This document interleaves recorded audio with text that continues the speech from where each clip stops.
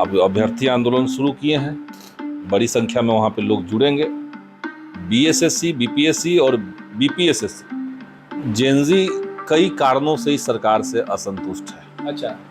जब जब मोदी डरता है, धर्म को आगे करता है, आक्रोश उनके अंदर पनप रहा है। अब वो किस समय किस रूप में बाहर आएगा ये तो नहीं जानते। बीएसएससी का कमान जो है उन्हें सौंपा गया है। अच्छा, तो बेहतर करें। सिवान में 4 लोगों को गोली लग गई, आंदोलन के दौरान गोली मार दिया पुलिस ने। झारखंड में लाठीचार्ज बहुत गलत, निंदनीय, और बिहार में AK-47 बहुत सही है। तेजस्वी यादव मुख्य जिम्मेदारी तेजस्वी यादव की नहीं है। नेता प्रतिपक्ष हैं तो वो समाधान कर दे और हम बैठ करके घर पे वेतन आ रहा है समय पे। नमस्कार, आप लाइव सिटीज देख रहे हैं। आपके साथ मैं हूं वसीम खान। बीपीएससी 17वीं को लेकर आवाज लगातार बुलंद करने वाले इस वक्त विधायक संदीप सौरभ जी हमारे साथ हैं और हमने बीते दिनों अभ्यर्थी जो धरने पर बैठे थे उनकी भी बातें आपको सुनाई है। संदीप सौरभ ने जो बातें कही थी, अभ्यर्थी उसी बातों को दोहराते हुए कह रहे हैं कि हमें न्याय चाहिए, आयोग की तरफ से जवाब नहीं मिल रहा है और अब अभ्यर्थी मानो मोर्चा खोले बैठे हैं।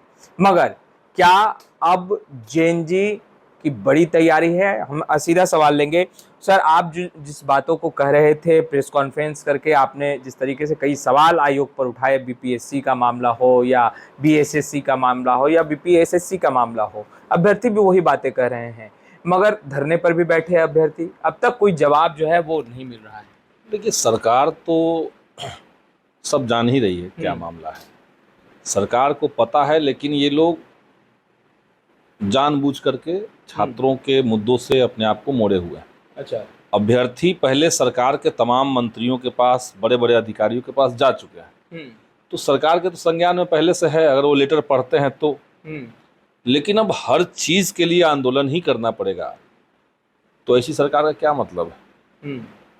अब अभ्यर्थी आंदोलन शुरू किए हैं, बड़ी संख्या में वहाँ पे लोग जुड़ेंगे।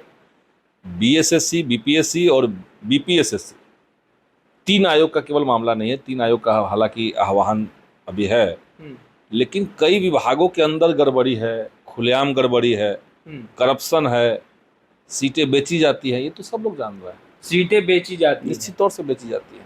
अच्छा सर, जेएनजी का क्या रोल देखते हैं आप? अगर हम देखें कॉम्पिटिटिव एग्ज़ाम की बात करें तो लगातार आयोग की चुप्पी और कई सवाल अब उठ रहे हैं। जेएनजी कितना जो है वो अब आंदोलन की ओर आगे बढ़ रहा है? जेएनजी कई कारणों से इस सरकार से असंतुष्ट है। अच्छा। जिस तरीके से सरकार ने युवाओं के मुद्दों को दबाया, जैसे शिक्षा को लगातार बर्बाद किया गया, विश्वविद्यालयों को तबाह किया जा रहा है, शिक्षा का भगवाकरण किया जा रहा है। बिहार के स्कूलों में बेहतर शिक्षा व्यवस्था करने के बजाय भगवा रंग से रंगने को प्राथमिकता बनाया जा रहा है।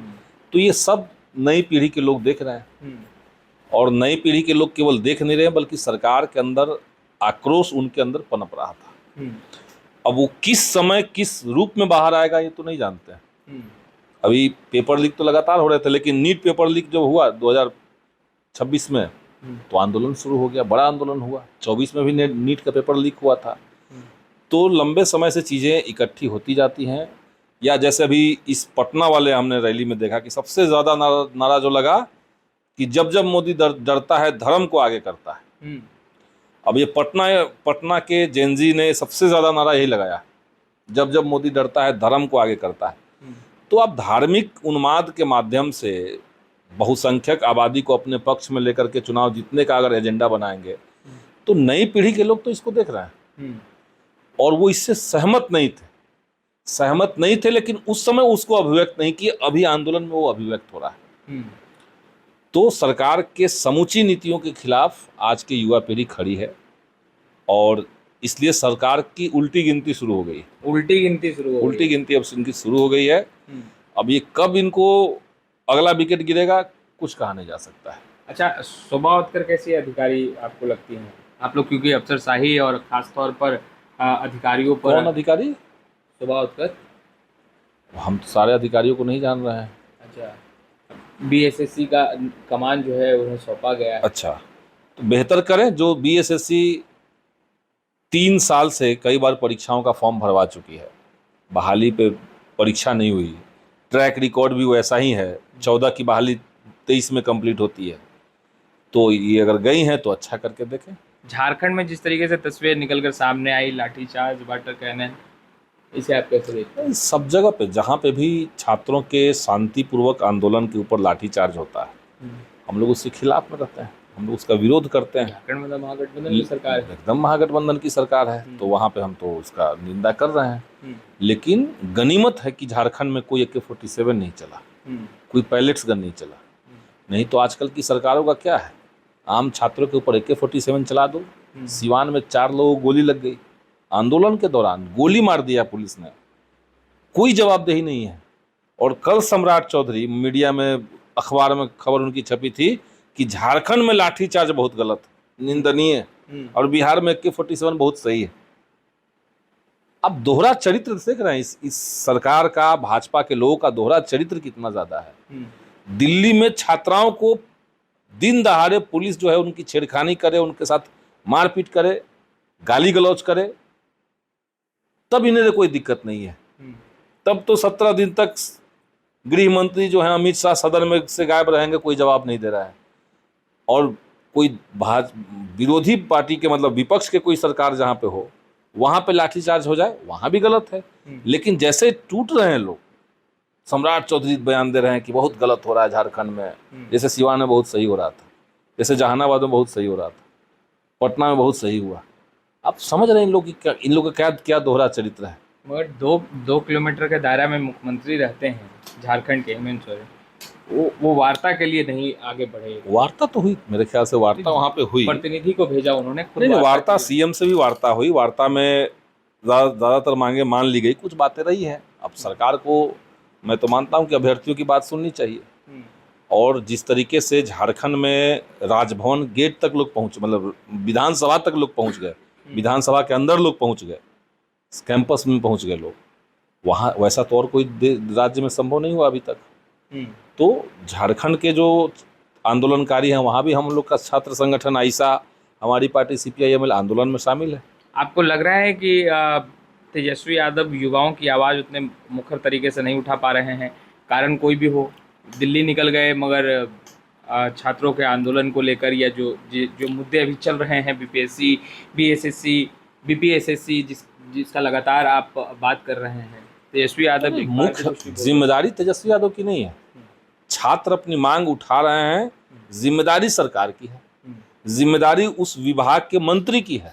बतौर नेता प्रतिपक्ष भी तो जिम्मेदारी है। सदन चलेगा तो आवाज उठेगी, और ऐसे भी उठाते रहते हैं। सदन चलेगा तभी आवाज नहीं, उससे उसके आगे पीछे भी उठ सकती है आवाज। अब कोई कार्यक्रम में दिल्ली गए हैं तो हम कहें कि नहीं, दिल्ली छोड़ करके आप आवाज उठाने लगे। ये एक दफा आंदोलनकारी अभ्यर्थी तो लड़ ही रहे हैं, और पूरा विपक्ष अभ्यर्थियों के साथ।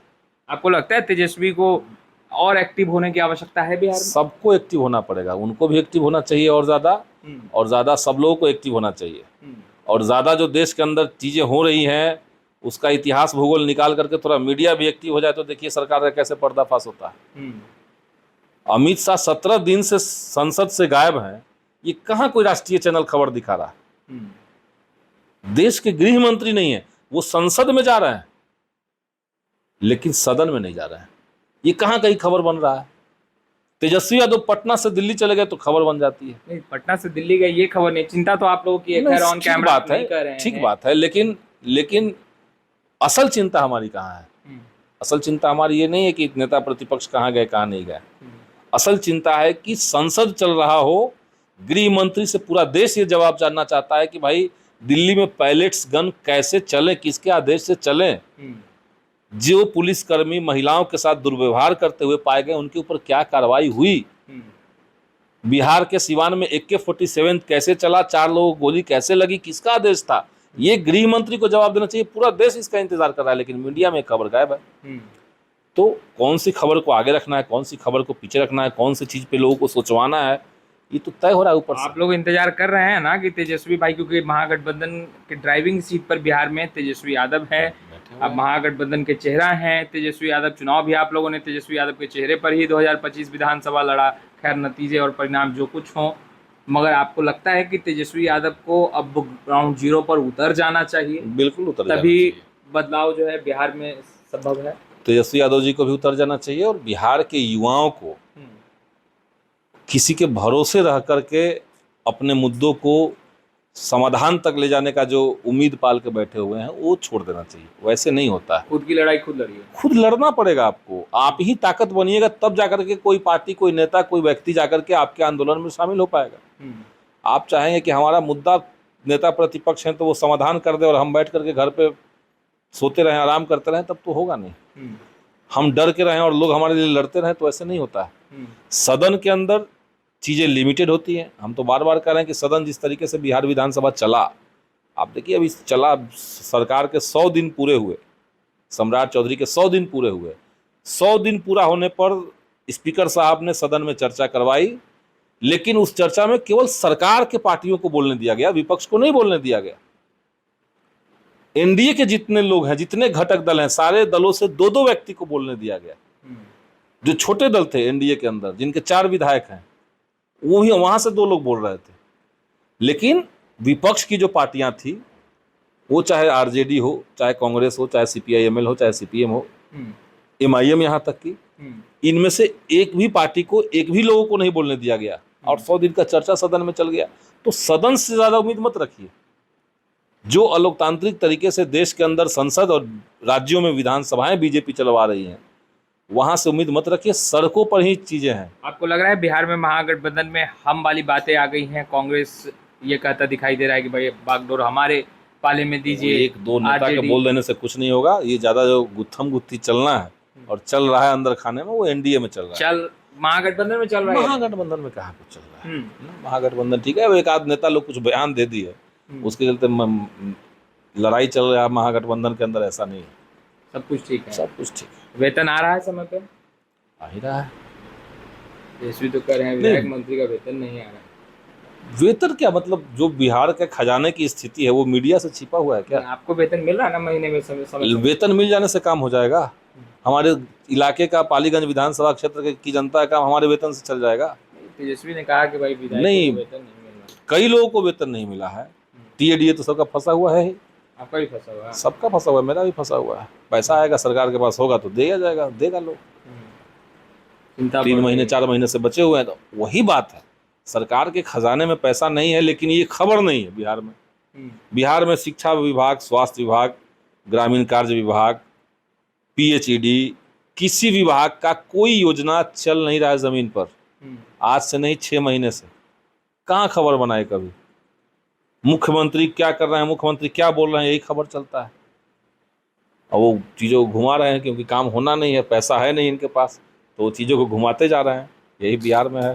तो आपने सुना विधायक संदीप सौरभ को। फिलहाल इस वीडियो में इतना ही। अब तक आपने हमारे चैनल को सब्सक्राइब नहीं किया है, तुरंत सब्सक्राइब कर लें। आपका बहुत बहुत शुक्रिया।